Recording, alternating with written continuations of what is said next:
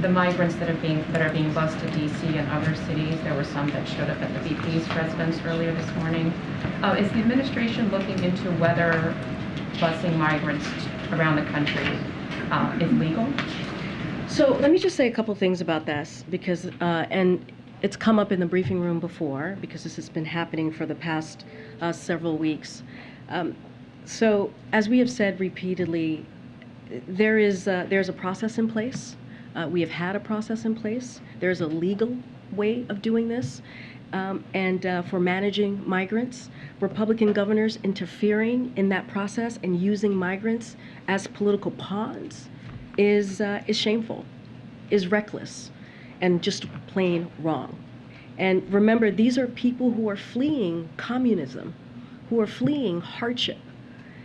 And if these governors truly care about border security, they should ask Texas Governor Ted Cruz and Florida Senators Marco Rubio and Rick Scott why they voted against the president's request for record funding for the Department of Homeland Security.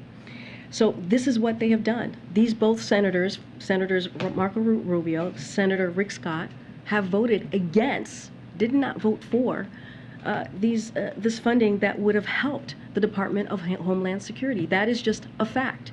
And also the fact that that Fox News and not the Department of Homeland Security, the city or local NGOs, were alerted about a plan to leave migrants, including children, on the side of a busy DC street makes clear that this is just a cruel, premeditated political stunt.